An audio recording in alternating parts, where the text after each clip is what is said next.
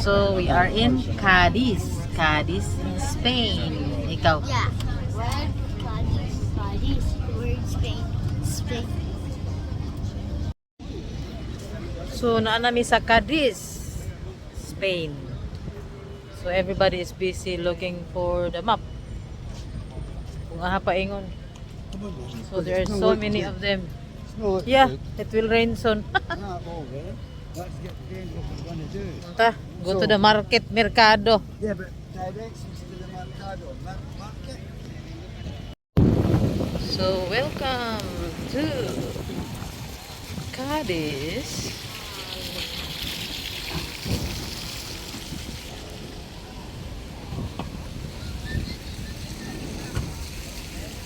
So mao ni ang Cadiz, Spain.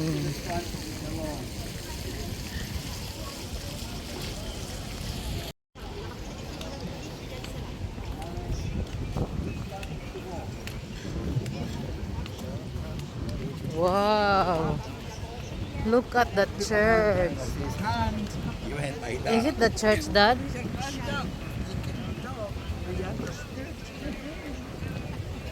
So wow, very big. Unsa man na church?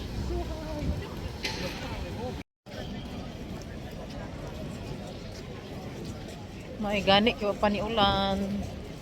Muulan ni taud-taud. I know. Sorry.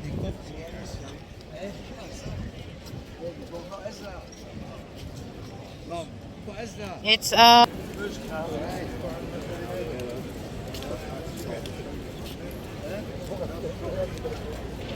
don't know what is that.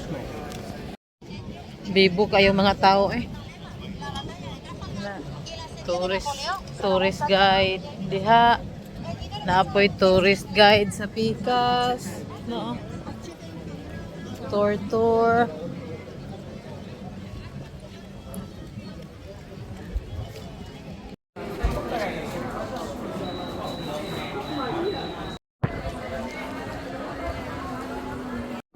Grabe nga simbahan kadako. So that's the church in there. Very big church. At the back maybe.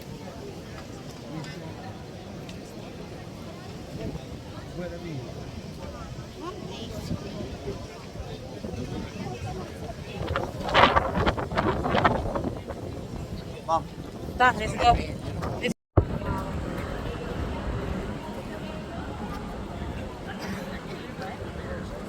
Very big. Merkado na gyud kay bahong isda. Baho. Don't it be? Has to be fresh. Namang isda o pati dako.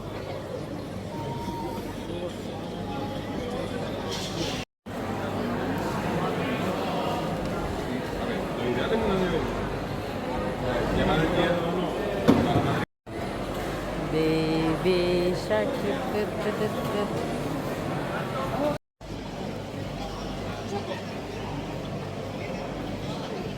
Daghan kay isda. Lami una magprito ba kaha. Look. That's catfish. Galong so lami kayo pero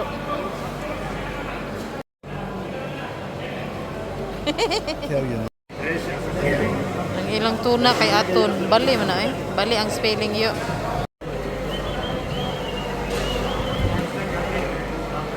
This one is very nice. Small. Look how fresh. See that eye's not clear.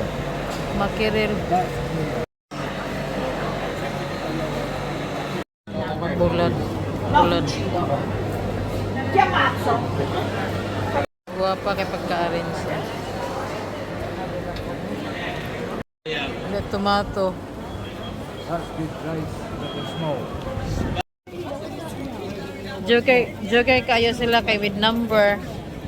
With number magpalit diri sa fruits kay busy kay siya kay brato naman ang iyaha diri good brato nga tinda. Nice kayo mga fruits. beef, salmon, and turkey.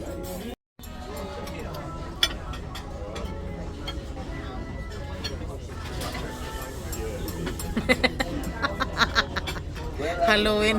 It's up to you. You can choose if you believe it or not. And 5% is very best, just to make things more interesting. We will also talk about two main subjects. One is the worst catastrophe that ever happened to us. So a great topic to talk about in your vacations. I totally agree. You're welcome.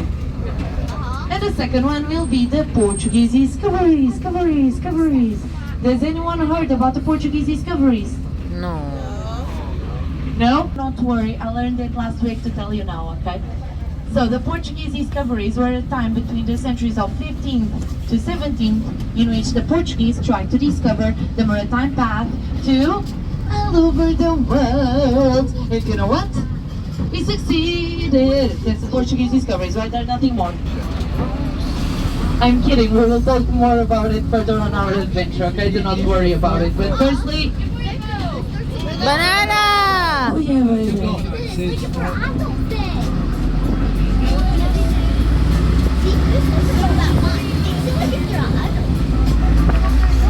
So here on your right, this is the onion spark.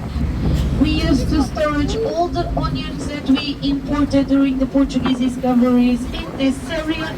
Nowadays, as you can see, we do not storage any more onions in here. We still have the same smell, we still have the same name because it still has the same smell. Look at the pink flower. That okay.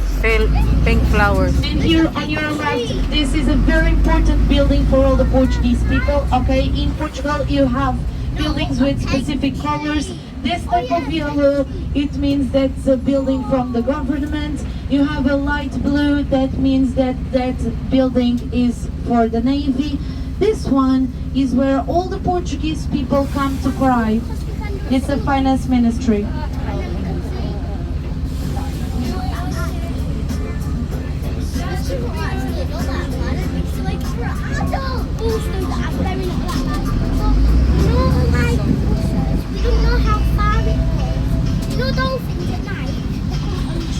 Started in 1494 when the Pope divided the world into halves. The oriental part for the Portuguese to discover, and the occidental part for our Spanish friends to discover. And that's why in 1514 we arrived in China. And in China we discovered about two amazing things. One of them, it's orange, it's a fruit, it is? Yes, oranges, perfect! Loads of oranges that we discovered, and they were great. They were marvelous, so we brought them to Portugal. And during our journey, we discovered that our sailors stopped dying from scurvy. So nowadays, we know that they were dying from scurvy due to the lack of vitamin. Exactly, I love it! But at the time, they didn't know, so they thought that the oranges were a miraculous fruit. So every time we went to other countries, we were bringing a little bit of silver, a little tiny bit of gold, and loads of... Yes, and we were giving everybody? Of course, so here's an orange for you, it comes from Portugal. When we were saying it in Portuguese, we were saying, aqui está uma laranja para ti, vem de Portugal. What could you understand? Babadi babada Portugal. Shiri bibi Portugal. So they did. So in many countries that got oranges from our influence, for example, in Romania, Turkey, Bulgaria, Greece, even in some parts of southern Italy, you can still ask for an orange as... Yes, Portugal. Yes, you can go to Google Translator and confirm. I let you. And in China, we also discovered about the second most consumed drink all over the world. Do you know what that is? Tea! Perfect! So, we discovered about tea, but in China, they call tea cha. So we transcribed the sound and created the word with 4 letters. T-C-H-A. T-C-H-A.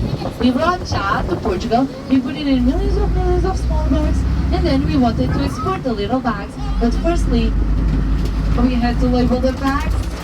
Now, could you imagine, without printers, computers, all handwritten, in every single small baggie, cha, Cha. Cha. Cha. Cha cha cha cha cha. That would take too long, so we got practical. When one asks, we were practical, not lazy. Practical. And only wrote the first letter. And then we exported the bags all over the world, and now the country they got entering due to the influence of the Portuguese still possess the first letter today. The letter? Exactly! So, for example, does anyone know how to say tea in Spanish? Hey, how do you say tea in French? Anyone else? Hey, how do you say tea in Italian? Anyone else? Hey, how do you say tea in Dutch? Anyone else? Perfect. And in Dutch? Perfect. And in English? Yes, for a whole different reason. So, when we went to England, we were carrying big boxes saying Transporte ervas aromáticas, which translated means transportation of aromatic herbs. The initial letters of those words in Portuguese are T-E-A. And how do you write T in English? Yes, perfect, thank you. So, nowadays the Portuguese don't write chá with 4 letters. We only write chá with 3 letters, C-H-A, chá. So I usually say that we gave the tea to the world and kept the chá to ourselves. Oh yeah.